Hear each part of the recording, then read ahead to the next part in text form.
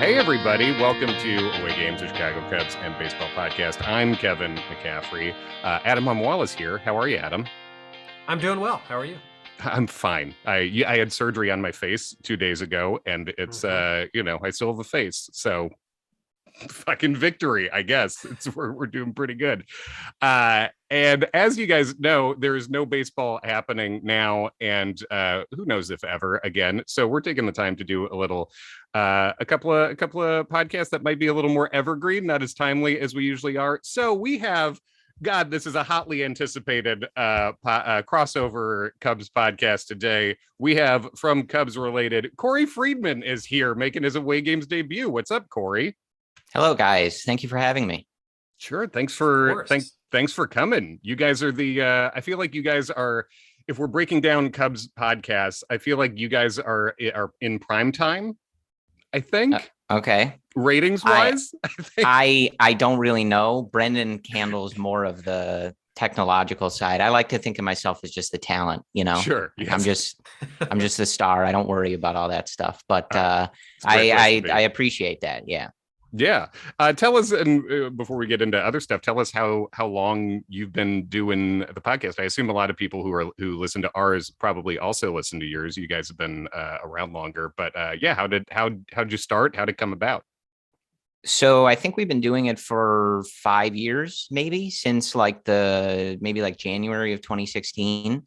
And it started oddly. It's like a pretty standard story now, I guess. Like, I read an article that Brendan had written, I think on it was a blog spot that he used to run, something like that, yeah, about Starlin Castro's stance, late in the 2015 season. And maybe it was more open or something like that. And I had noticed the same thing, and I read the article, and I emailed him. We started talking, and yada, yada, yada. Now I talk to him all day, every day. And, you sort of find your obsessive Cub fan equal somewhere across the country.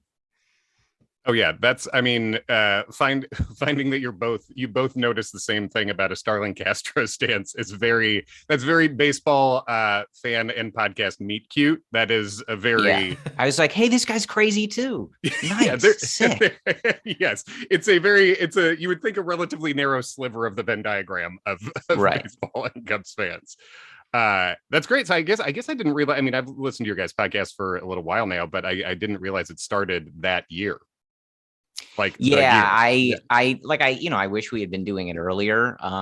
Sure, but you didn't start doing it after. Adam and I started doing it after, which is it at least proves that we're not. It's so not bandwagony because it's business wise worse, Yeah, right. But yeah. Well, it's just you did know they were going to be good that year, but it happened just because I was done working in baseball. And again, I didn't know Brendan before that. I think we had maybe frequented some of the same forums, mm-hmm. and we found out later that we're both originally from Buffalo Grove, Illinois.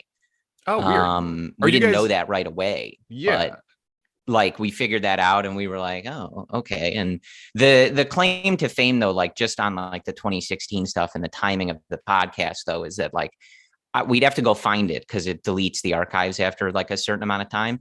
But I know that during that stretch at the All-Star break where they were, getting their bell rung every night by the Mets or the Pirates, I know that our diatribe was relax. They're going to win the World Series. Calm down. You're never going to remember this stretch in, 10 years other than to look back and laugh at it. I know we nailed that. I was always really happy that we weren't freaking out about a team that did go on and win. Yeah, people tend to be very overly reactive, especially having won the World Series. So a little bit of pragmatism is helpful. I can say for sure that I know I was at least 2 or 3 of those Mets-Cubs games when the Cubs got swept. I think the 4th of July was maybe John Lester's worst appearance as a Cub. Yeah, sounds about right. Mm-hmm. But yeah, Kevin and I had the good fortune of starting this podcast in February of 2017, and the Cubs have not won a playoff game since. Right. It's real hard. It's a well, hard actually, that's not true. They've not won. They've not won. Am I wrong? No, they won because they won the 18. Yeah, we started in February Yeah. 18. It just feels Yeah. longer, I think, during this era. But that is, I mean, like being non-alarmist as a Cubs fan mid 2016 is notable because I mean, I remember noticing in myself in the 2015 divisional series when they lost the first game to the Cardinals. I remember I was like, this is maybe the first time in my life when I'm not panicking, because I thought at the time the Cubs, I think, are just genuinely better than the Cardinals. Yeah. It's a 1-game deficit. They should still win. And I had never felt like that before in my life. That whole run was 2015 and 2016 was so weird. I always look at the night they won the pennant against the Dodgers as kind of like almost like an out of body, like different otherworldly experience from, because I've been to playoff games as a kid my whole life, and it never felt like that. It never felt like where everybody was like, no, they're really going to win. Like we actually believe in them. And like, I think this is actually the team. Whereas like before that, I remember going, I was only like 12, but like in 2003, and every 2 seconds, it was like, oh, they're going to lose. They're going to blow this. What's the story? Like, there's no way this is going to go well. And it really was different in those years. And I'm with you. Like those Cardinal games, everything, you kind of like felt like, no, like I think they actually can win. Like maybe it'll go poorly, but like, I think they might be this good. Well, we've talked about it a lot, but I mean that the pennant clinching game is so much more enjoyable than Game 7 of the World Series. Like, the final moment is great, but the years that it took off our lives to get to that point, Game 6 of the NLCS is just pure joy. And I think without 2015, I don't think you have 2016. Meaning that like if the Cubs just lose to the Pirates in that 1-game playoff, I think you're missing out on so much confidence being built, despite getting their asses kicked by a better Mets team. We'll never know, but I think if they lose to the Pirates or blow that game with the Marte up with the bases loaded, we might have a completely different situation the next year. I think you need stuff like that. Yeah, I mean, I think it felt that way at the time, like that loss to the Mets sucked. They got swept. I mean, Daniel Murphy. I mean, they got run. And it was such a fun year, and like everything with Arrieta, the wild card game, and then it's just gone. But I think even at the time, like you knew, like no, like they're building to something. It sounds like coach speak, like a cliche, but you're like, no, I really think they needed this. Like they're not ready yet. They needed this. And obviously it's easy to say now because they did, but right. But I think like you're saying, not you and Brendan not panicking in the middle of 2016, I think is indicative of a change, like some sort of, intangible change in ourselves watching that. And I think that was part of it, because when they lost in 2015, of course you wanted to win everything then, but I think it was maybe the least heartbroken I've ever been about a Cubs loss, because every other time they lost in the playoffs, I was like, well, that's it. It's never going to happen again, was how it felt. And that was like, and when they lost in 2015, it felt like, no, I think I'm okay as a person. I think I'm going to make it this time, I think you talk to me. Sorry, go ahead. Oh, go ahead. I was just gonna say, I think it also helped that even the most optimistic of us, I think, saw the ceiling for the Cubs that year as like, maybe we can get into the playoffs. And then once they did, like none of us thought they were going to win 97 games in 2015. That run from that Giants series in August all the way through the end of the year was unbelievable. So they were kind of out kicking their coverage to even get to the NLCS. I think it would have been worse in 2016, where you're like, no, this is a team that should win the World Series, and anything short of that is going to be disappointing. Oh, absolutely. Yeah. I've always looked back at that Chris Bryant walk-off against the Rockies as kind of like a moment where it felt like if they lost that game, it was a fun season, a lot of young guys, there's like a good energy here, but it's just not going to come together, right? Like to get them where they need to be. And then of course, they do win that game, they go on it, but it had that, like to your point, Adam, it like the season had a feeling of like, well, it could go either way. Like, that's fine. Like this has been fun, but like, we weren't really expecting this. Like the pieces are just getting called up. Like, these guys are just making their debuts and stuff. So we'll see what happens. Then obviously it kicks into gear like in August and September, that team gets really serious, but it was just sort of a fun ride. And those playoffs, like that series with the Cardinals is like sort of in an odd way, like it's not the peak of it all because they won the World Series, but like there was just something so enjoyable and peaceful. And I don't want to say stress-free, because I like anyone around me at the time would be like, you were not stress-free, Yes, you liar. Like, what are you right. talking about? But it just didn't have the weight. And like you guys have said, like in 2016, it flipped. It was like, they better win. Like they better win the World Series or this is a problem. And like, it just didn't feel like that yet. Yeah, right. totally. Well, and even I was going to say, like, even though the Cubs didn't have to go through them to win the World Series, beating the Cardinals in a playoff series is like a huge box to check off if you want to stop being the downer Cubs fan who nothing's ever going to go right for. Like, I think in looking back, the only moment that I'm like in retrospect disappointed with myself for buying into the whole like we're never going to win thing is during the middle of Game 4 in the NLDS against the Giants, as it was seeming obvious that the Cubs were going to lose and go back to a Game 5 at Wrigley. That was a moment where I got into one of those like negative Cubs Twitter wormholes, and I was just like, everything's terrible, and I can't believe I let myself believe that this team was different, and then they come back, and I felt like that panic, I think, was worth it. I was with you there. Like that series is a lot closer than I think a lot of us would like to. Oh yeah, like Madden's, they like Madden easily the lose that series. Yeah, like they're really close to losing that series. Even like the pitch selection to Baez that allows him to get that hit is like just so dumb. And could easily, like any other coach, like don't throw him a fastball there, right? Like so that he doesn't get this hit.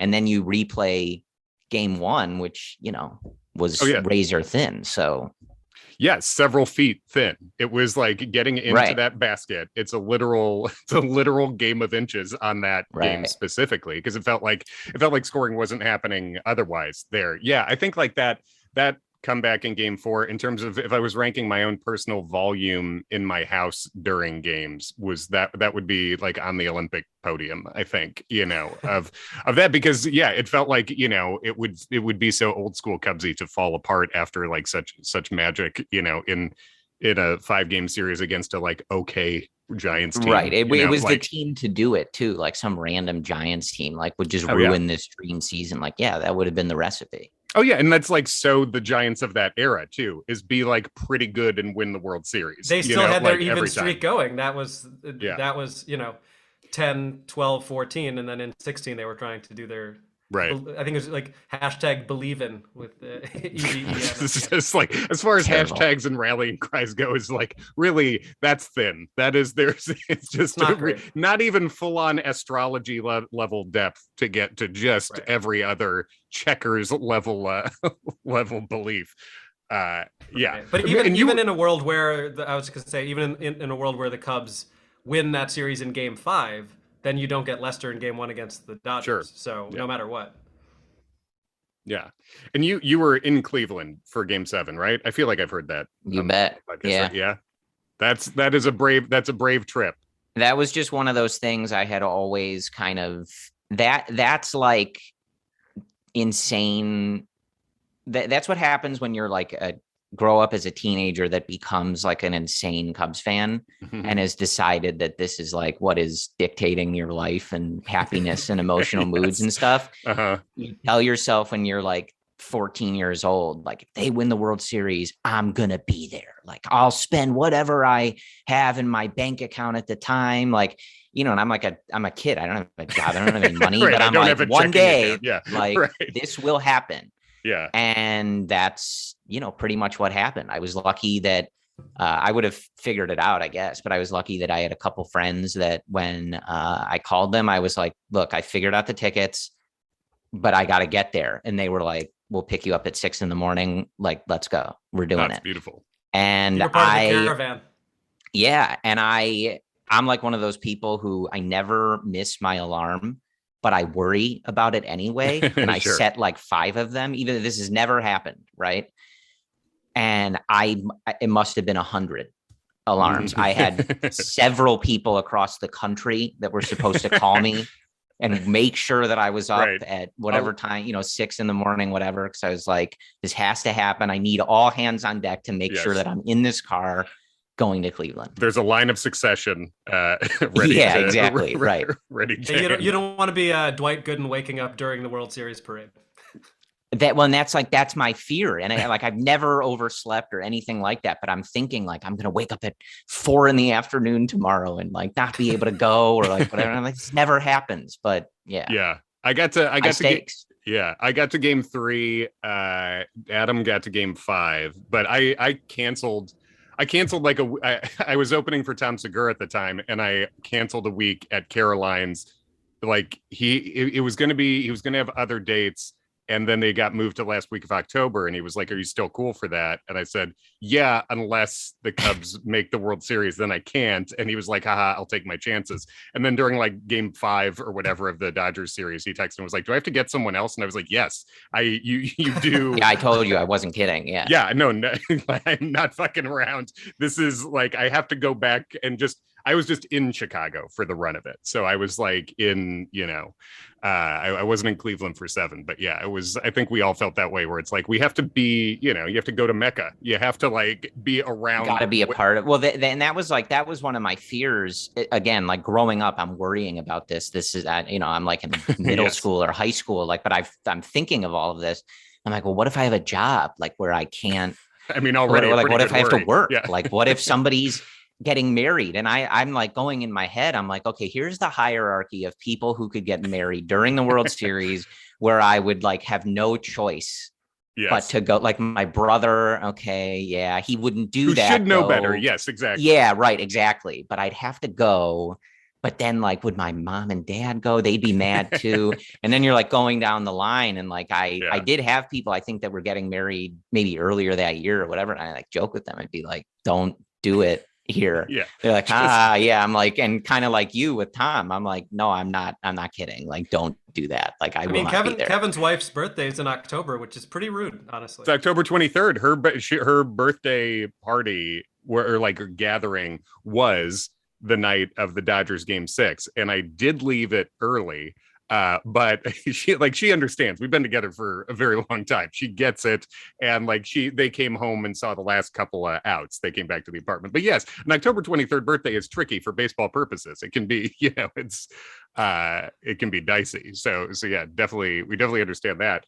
One thing I wanted to ask you about, because I feel like I haven't, and maybe it's something you've talked about on the podcast longer ago, but I feel like you guys are very good on Cubs related about really like thoroughly covering what's happening right now and news and going deep on stuff. But you've alluded to working yourself in front offices before. So I wanted to ask you about that, like how that came about. How'd you get into that from school to baseball front offices, and what that was like? Yeah. So, I mean, the first place to start is like not to misrepresent myself on like, the highest level I reached was a baseball operations intern in a couple front offices. Oh, sure. So you weren't GMing. Yeah, exactly. Like lest anybody think I was, one step away from Jed Hoyer's job or something like that. But, sure. Basically just it all starts with probably like the 2003 Cubs, right? That's just where I turned into like, I just care about baseball. This is what my personality is, I guess. Like, this is just what it is. And so then when I like got to high school, college, I didn't really have anything else that I specifically wanted to do. And so I like, let's pursue this. Let's try to work in baseball. And of course, the goal is to be Theo Epstein or Jed Hoyer, but you start out wherever you can start out.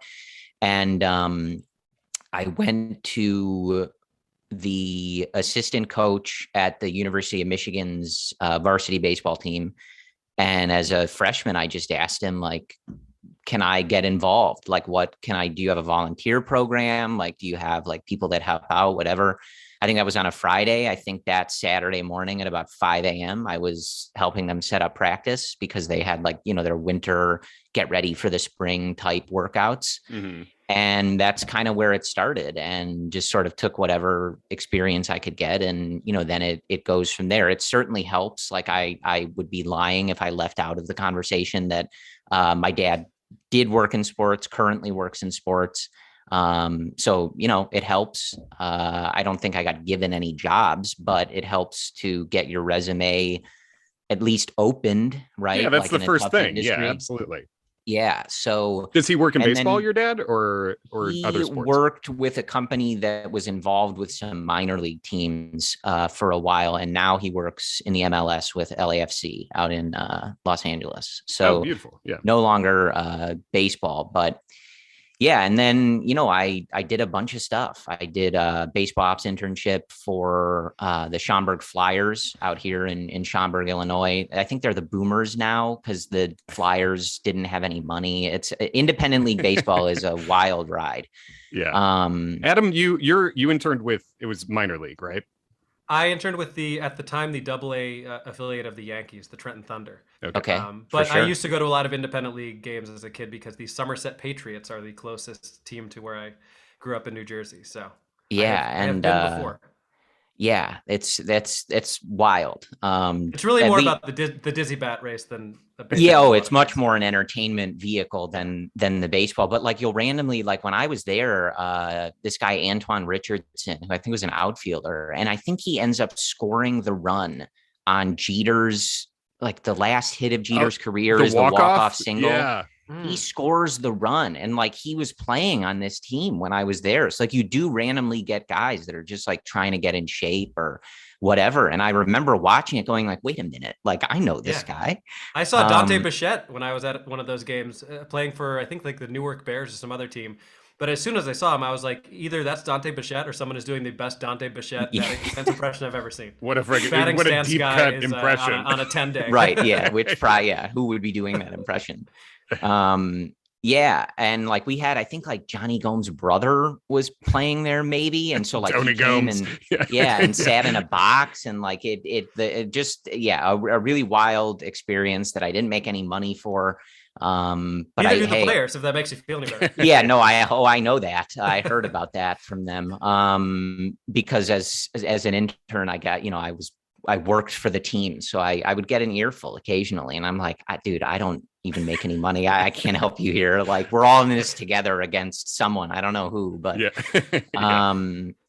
I can resod a lawn though because of that job. So, it's not a total loss. That makes me feel better about having been asked to do manual labor during a college internship with the Trenton Thunder. They had me, I showed up in like my slacks and Joseph A. Bank button down, and they were like, we're gonna need you to go home and get boots and work clothes because you're gonna help build the new outfield wall. And I was like, this does not seem related to my communications degree. I was like, this is loosely baseball operations, not what I had in mind for baseball operations. But baseball operates on sod, so in that sense, yes. Like okay, let me like think about this. But and then like the following summer, I did video for the Arizona Summer League Padres.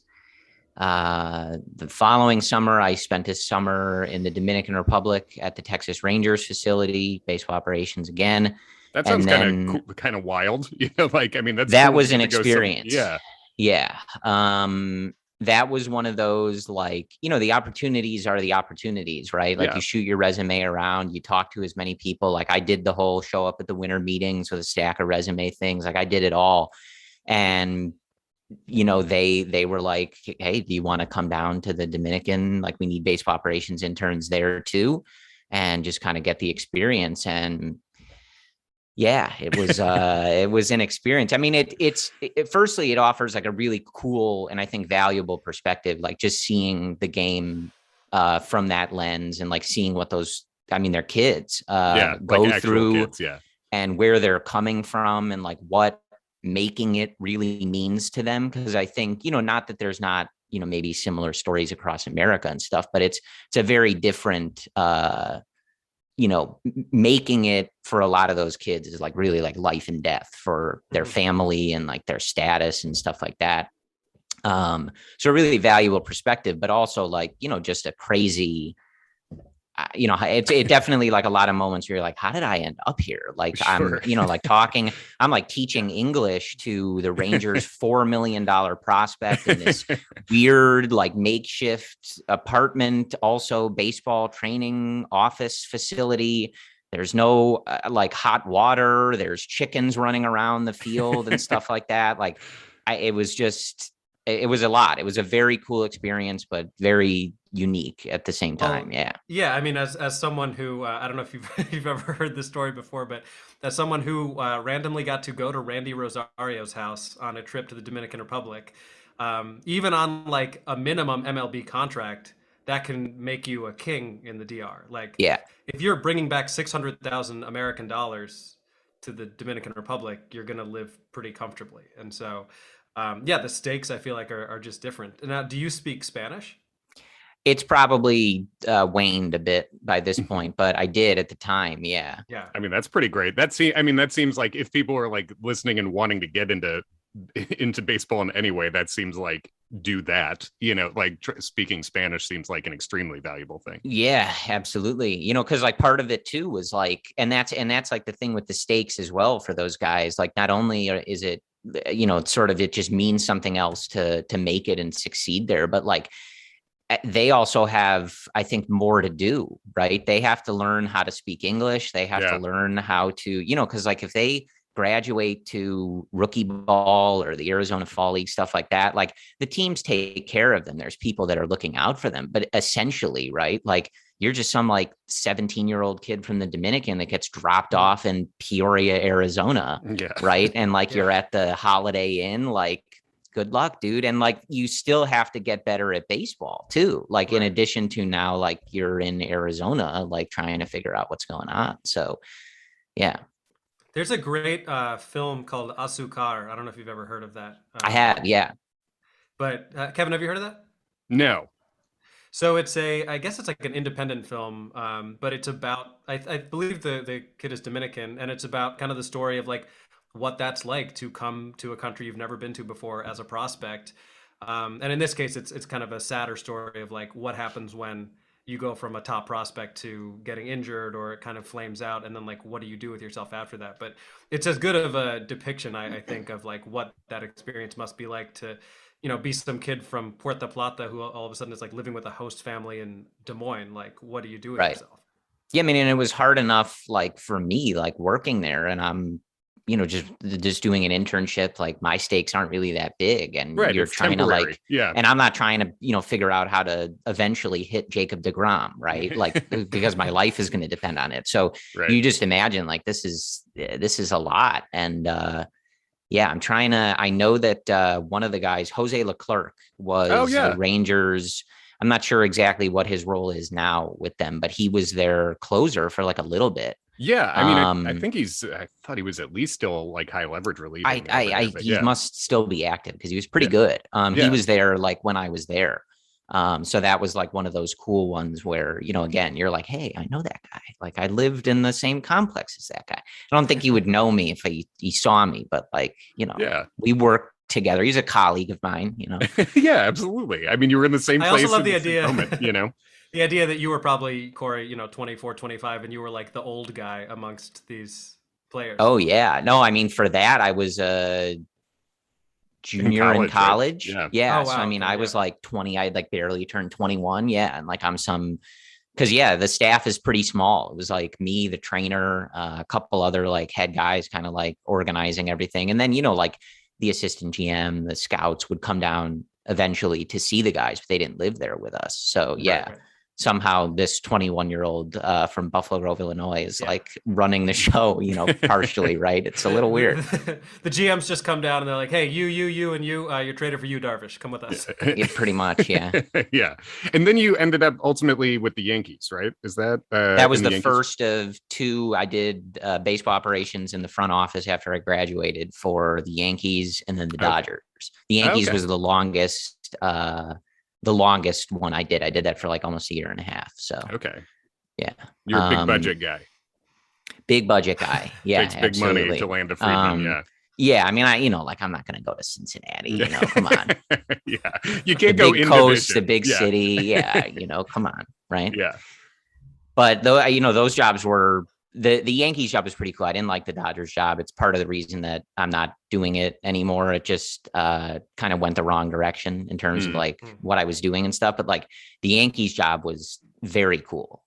Just some legitimately cool stuff in there, and like definitely feeling like I'm like in this, like kind Yeah. of, right? What was your favorite thing you got to do with the Yankees, or got to like sit in on, or whatever?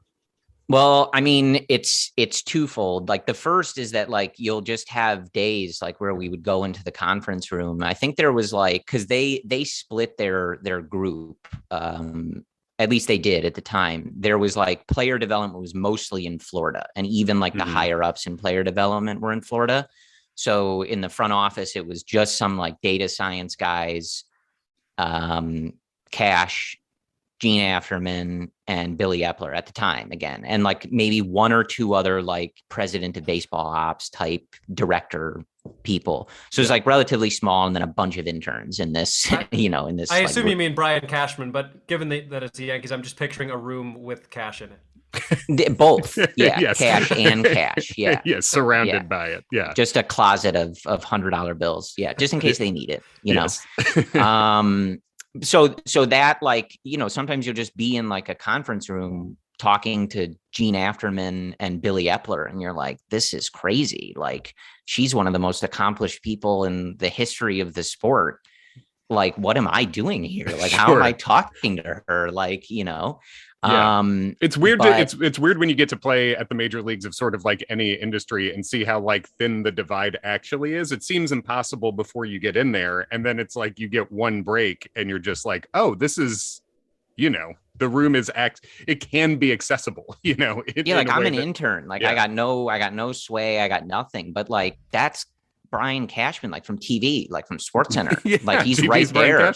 I can just like go say something to him, and he'd like, he was always very nice. And you're like, what on earth? Like, how did I get here? But in terms of like an individual project, we did all of the video, like just, watching the games, cutting up the games, organizing all this stuff for Masahiro Tanaka when he was posted.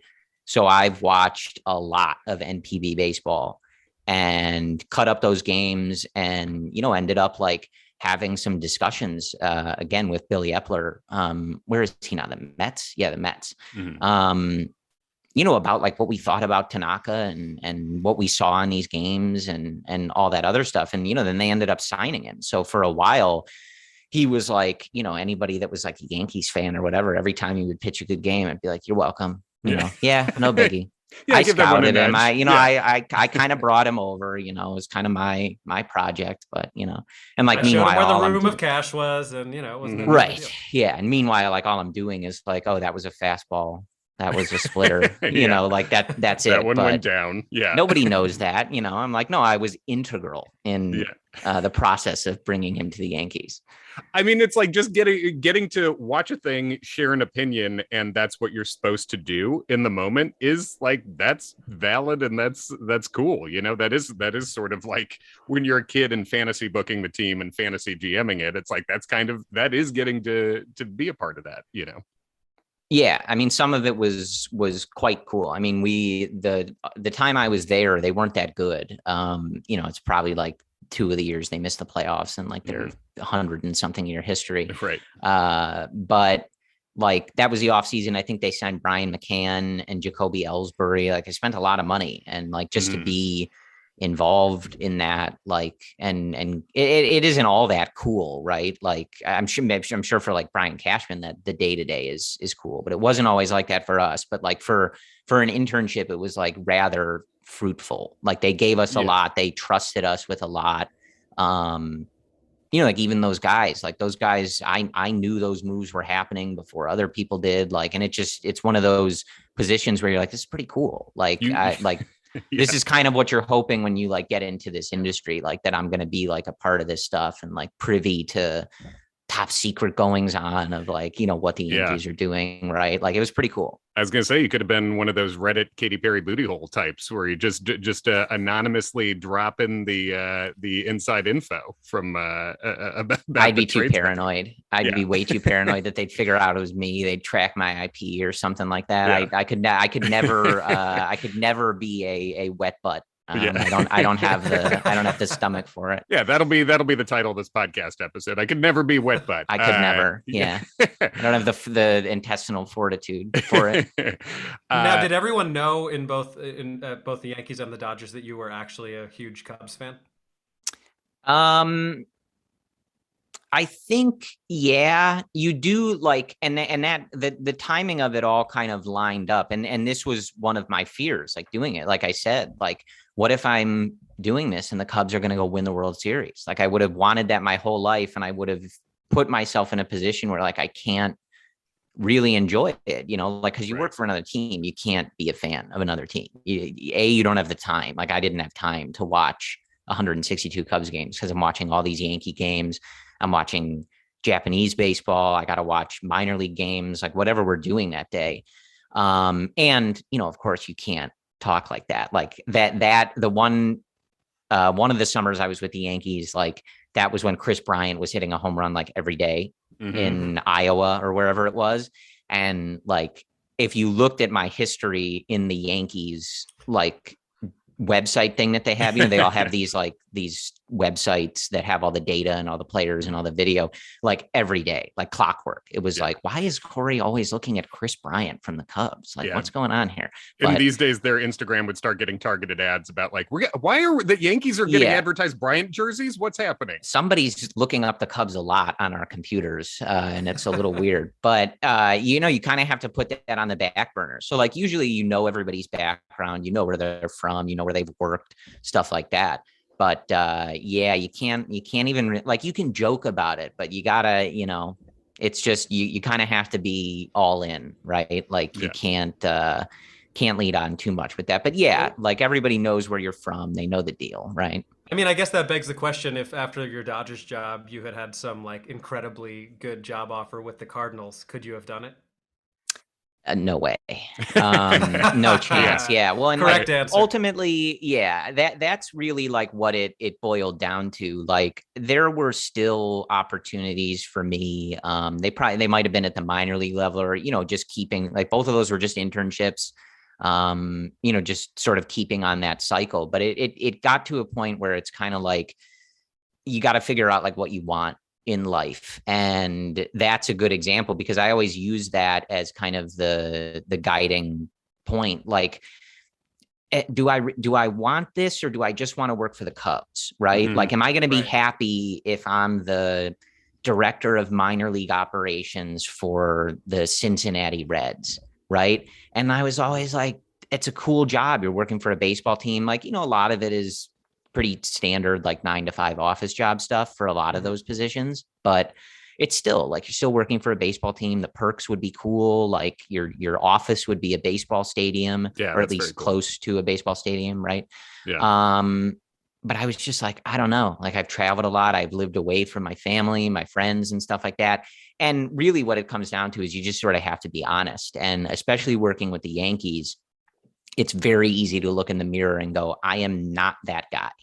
I'm not Brian Cashman. I'm not Billy Epler. I'm not Gene Afterman, right? I'm not this smart. I'm not this accomplished. Like, they're bringing in executives from Apple and other companies to run these teams now. It's just not me. And I don't think I have the drive to even get there if I wanted to. Yeah. I mean, it's probably that almost that recognition is probably more than anything, because it's like, from your resume, it's like you're clearly an intelligent guy, but these people are like obsessed in a careerist way on another level that is like all consuming with their lives, when you're a Brian. Yeah. And they're, like I was never good at like econ or, stuff like that. And I'm just like, I don't think I can pull this off. Like, I think you have to be honest about that. Like, I'm not going to be the president of the Chicago Cubs. It's just not going to happen. Right. And I didn't play baseball. Like, why I'm even here is like really probably just because I showed up at that Michigan baseball office and started learning how to run those video programs, because they need people to do it. And that gets you in the door. Right.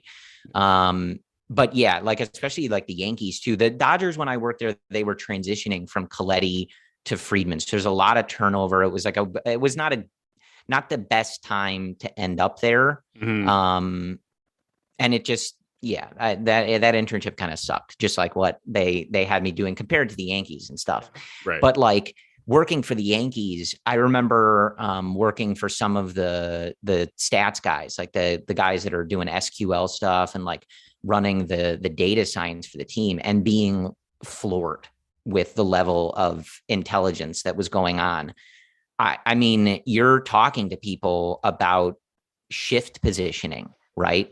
Where should the Mhm. second baseman be? And like all the while you're looking at everything going like, I'm pretty sure this guy could like run NASA. Like, what is he doing here? Right. Yeah. What He am was I cursed doing with enjoying here? baseball. Yeah. Like, what is he doing here? Like, he Yeah. could be like making rocket ships. I'm sure of it.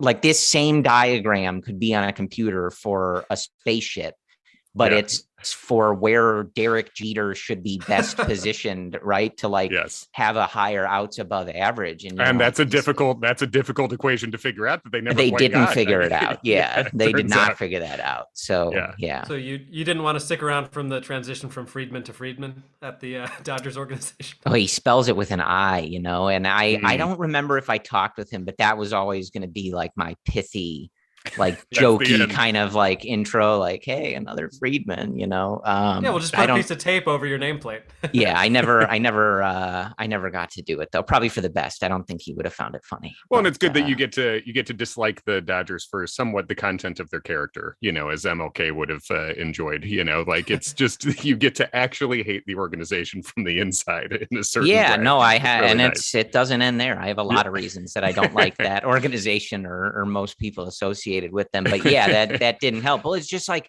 the Yankees job was so cool. Not always, you know, there was plenty of days like just sitting there like doing data entry into a spreadsheet, but like there were those days where you're like in Billy Epler's office, like helping him put together a scouting report for something. You're like, this is cool. Like, this is like the learning, like, look at what I'm learning. Look at who I'm learning from. Like, Yeah, and you feel and respected then- in that way too. I think like when you're given like being included on things. Yeah, like that. absolutely. And then, you know, like the Dodgers, it just sort of went backwards. And, you know, each team has like a different program, right? For how they run internships and stuff like that. But like, then I was like doing more spreadsheets and sending mail and stuff like that, which is part of the job. I'm not above it, but it felt like I was going backwards. And that's one of those points where you go like, I'm not the talent, you know, that these teams are looking for. I'm just not, you know, like, and that's fine.